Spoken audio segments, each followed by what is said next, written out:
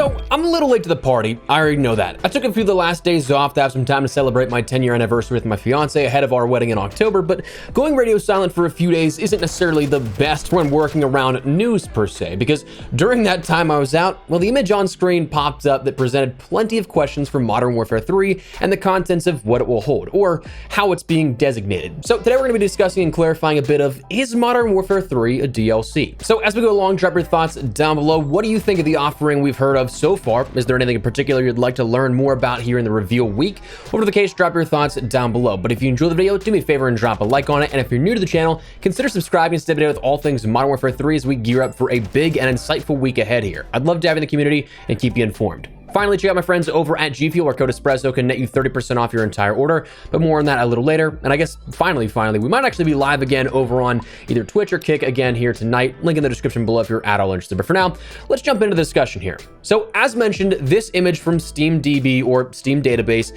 has been making the rounds where it listed the app of Modern Warfare 3 classified as a DLC rather than an actual game, like you see with any of the introductions recently in Steam applications for Call of Duty. So first, let's just start objectively here. There's a breadcrumb trail on how to understand the categorization of this before it can jump into the court of public opinion and where it becomes more open-ended per se. But first, know this. If you are looking at any recent Steam database listing, you'll find that they're classified as games. All the games on Steam with Call of Duty as of recent years. Modern Warfare 2019, Black Ops Cold War, Vanguard, they're all listed as game on app type. However, searching Modern Warfare 3 results in a different listing where it says the app type is DLC. Now, at first glance, you can leave it at that, and that seemingly is what a lot of people are doing. And I certainly don't fault anyone for not looking further. Frankly, I fault Call of Duty's teams in charge of this kind of stuff because they're essentially shooting themselves in the foot here marketing-wise on this because, as we'll touch on in a second, beyond the court of public opinion, it seems like they're truly doing all they can to justify it being a full release with a full price tag of $70. But in such a world as we have today,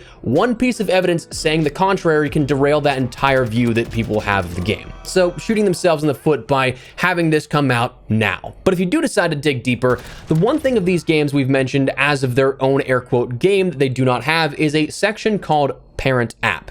That Parent App on Modern Warfare 3's listing is titled Call of Duty. Now, this is where that, again, branding and categorization stuff comes into the territory of shooting yourself in the foot, I think. We talked about one of the stealth changes with Modern Warfare 2 in Season 5 was a new categorization of the game, not as Modern Warfare 2, but instead as just Call of Duty on the Battle.net launcher. The game isn't called Modern Warfare 2 in that designation anymore. There is no branding for Modern Warfare 2. It's just simply Call of Duty. Kind of like how Modern Warfare 2019 turned into Warzone for a little bit there. I say little bit, and it's really like actually years that it was like that. But anyways, the new seasonal update went all in on the Call of Duty HQ, and honestly, as they should if they want the new HQ to be the future housing of all Call of Duty games. If you're going to introduce a new wing of the game to pre-order, pre-purchase the game in this season, you have to set up the architecture so that the hub is truly a hub, not just Modern Warfare 2. Because it wouldn't make sense to launch Modern Warfare 2 in a year and a half to play what Treyarch's next game will presumably be a Black Ops game. So that parent app for Modern Warfare 3 is the new launcher of all Call of Duty projects, and by proxy, I'd imagine again you see this continue happening even in 2024, 2025, 2026, that all Call of Duty games from here on out will be subcategorized as DLC, or at least until they give up on this sort of collection where the Call of Duty HQ is the housing mechanism for every single game going forward. You'll see that just listed as DLC under the parent app of Call of Duty. That because of a shared engine, shared branding, all that kind of stuff. That's the reason why we see it listed as DLC. And to push further messaging that way, it was clarified to Charlie Intel by Activision, stating, Activision has confirmed that Modern Warfare 3 is a full premium release and will be priced at $70. There is no upgrade price and it's not an expansion. As stated in numerous Activision Blizzard quarterly conference calls, Modern Warfare 3 is a premium release. It will be priced accordingly at $70, an Activision spokesperson told Charlie Intel. The game is listed as an add-on on Steam because all Call of Duty games will be an add-on for the Call of Duty HQ app going forward, to simplify COD into one launcher. Now again, whatever the genuine architectural truth of it is, of that listing, and how much Activision wants to push the game as a full game offering, not a DLC, that's still not going to sway the court of, again, public opinion, what people see in that perceived notion of what we have. And I'm not here to sway you one way or the other. Quite frankly, I don't care what you think. I don't mean that in a rude way, but just simply that my job here on the channel is to inform you and keep you in the loop so that you can make your own educated opinions on things. By all insider rumors, this was meant to be a Year 2 DLC, but only with the rumored maps that would be coming to Modern Warfare 3, those being rumored to currently be the 2009 Modern Warfare 2 maps. The inclusion of other rumored items like a zombies and third game mode here with this, I think that's what, rumored to be like Outbreak, and then a whole new campaign around it. That's Activision building up additional content to shell around a DLC, to make it a fuller offering and build it out to justify that full-on price tag. But the objective truth of how the game and others will be seemingly categorized in the future, well, that remains. Additionally, a lot of the gameplay changes that are rumored as well, fundamentally speaking, while it's very possible to be similar in build and design, I mean, I'm expecting the UI and stuff to be very similar to what we have in Modern Warfare 2, since that's the point of the whole unified engine, the shared UI experience across the Call of Duty HQ. While it may look similar in those aspects, if it plays differently and has an entirely different vision for how the game should play, a DLC is just additional content, not what we may be seeing here in this upcoming game.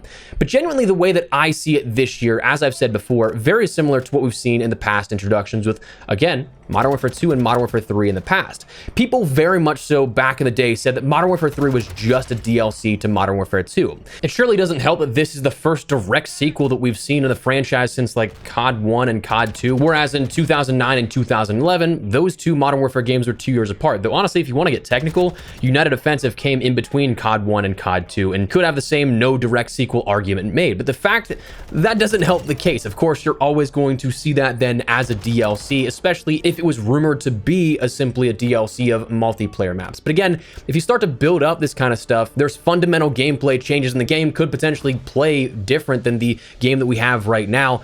I guess, again, that's the whole gray area where it's up to the court of public opinion. But anyways, on an objective standpoint, that listing as DLC on Steam's database, that's truly just because of the COD HQ nature. Again, whether or not we see this come out and you feel it's still a DLC or it's a full game, that's where, again, we shift to the second topic of the court of public opinion. So anyways, just wanted to fill you guys in here, talk a little about the situation at hand here about this, but also we're going to see a lot of stuff upcoming here later this week. So maybe we end up getting this question answered to us more fully later on down the line, but for right now, that's where we're at. So let me know your thoughts down below on what you think will happen here with this. And of course, if you guys would like to check out my friends over at G Fuel, code Espresso can get you 30% off certain items in the month of August here. Things like the tubs of hype sauce, hibiscus tea, MS melon, starter kits, all that kind of stuff. Great choices, and honestly, I think a pretty good discount here. 20% off on all items, but 30% off certain ones. So if you guys are looking for a restock, want to try something out for the very first time, now's a great time to do so. But anyways, again, drop your thoughts down below. Drop a like if you enjoyed the video, you found it at all insightful. And if you're new to the channel,